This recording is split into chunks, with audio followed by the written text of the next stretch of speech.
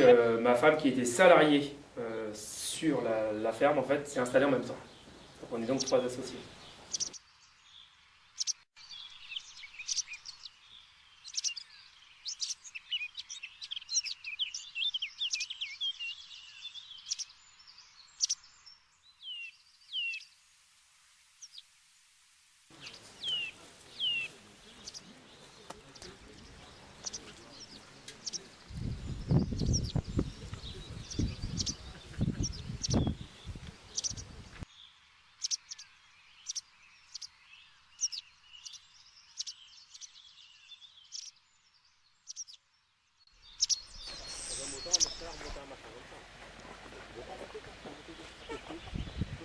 De non-gaspillage d'herbe.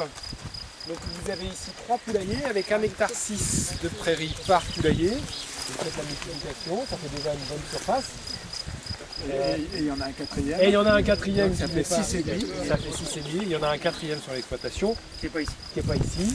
C'est pas de la même génération. Sur le petit lot qu'on voyait en haut à gauche sur le Et donc il nous semblait intéressant que Benoît nous parle ici de comment il valorise ça. Est-ce que c'est du pâturage? Alors on ne peut pas faire du pâturage quand les poulets ne sont pas là. En fait, Voilà.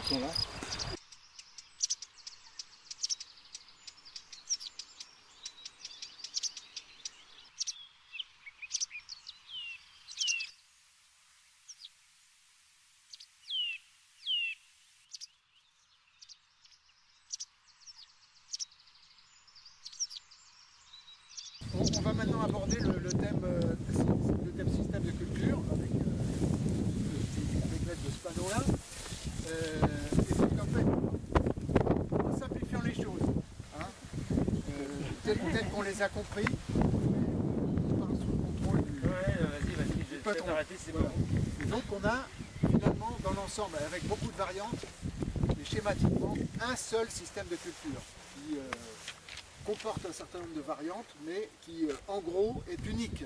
C'est-à-dire que finalement il n'y a aucune parcelle qui, dans tout cet ensemble, reçoit un système de culture définitivement particulier. Hein. Voilà, toute la partie cultivée est traitée de la même façon.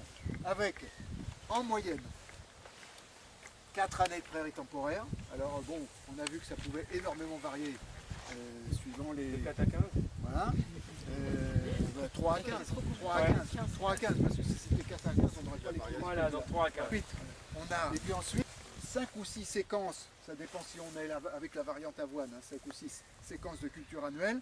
Et si vous faites le compte, j'ai recompté plusieurs fois, 7 espèces. 7 espèces. Hein. C'est rare, hein, 7 espèces dans une rotation culturelle en France. On pouvait mettre tous les fermiers de louer et on définissait une zone. Est arrivé les indications géographiques protégées avec cette notion-là avec l'Europe. Et donc il y a un terme qu'on n'utilise jamais à louer, parce qu'il ne nous est pas naturel, c'est le mot aviculteur. On a affaire à des agriculteurs, des fermiers, mais en aucun cas un aviculteur. Et ils ont tous, comme chez Benoît, du lait, de la polyculture, je ne sais quoi d'autre. Mais le règlement touriste de la conversion partielle, donc la conversion partielle c'est bien et c'est pas bien. C'est pas bien dans le sens où ça laisse toujours planer le doute il y a de la mixité, il y a du bio et du pas bio sur la même ferme, ça c'est vrai, c'est une réalité. Mais d'un autre côté, aujourd'hui, il faut bien voir que là, on a plusieurs cas, donc on a la question à se poser, comment on va faire pour gérer ces cas-là.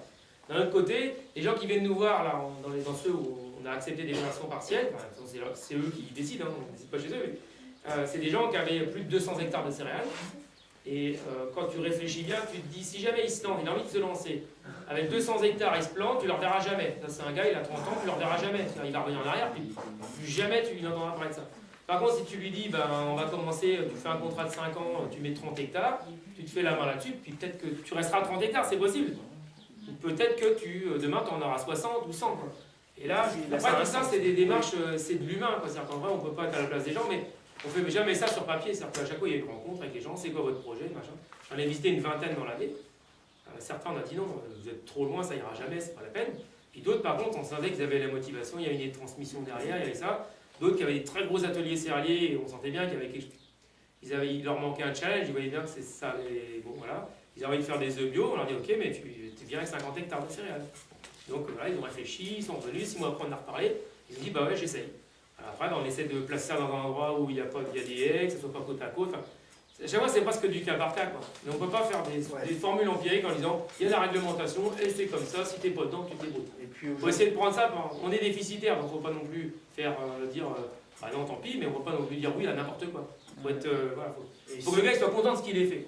Et sur un marché en croissance, comme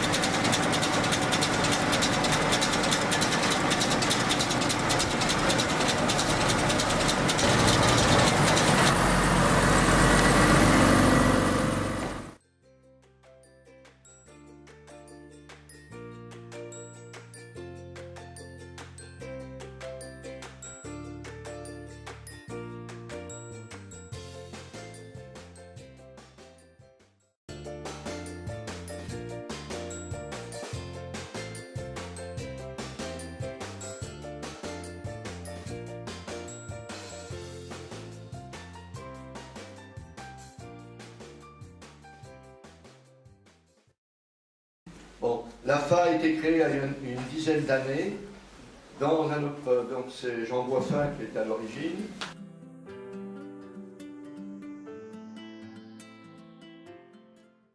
Et l'idée, c'est de faire travailler ensemble, de réunir ensemble des chercheurs, des enseignants, des techniciens et des agriculteurs.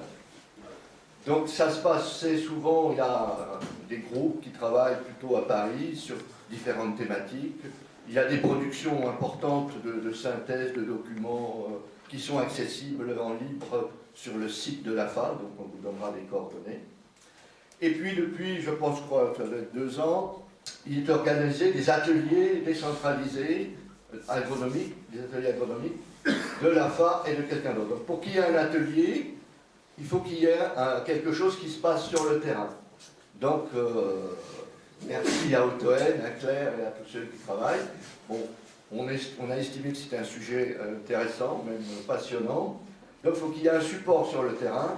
Et l'AFA apporte sa petite contribution intellectuelle pour aider à l'organisation et faire venir les chercheurs qui consacrent du temps et des kilomètres pour venir participer à ce genre de choses.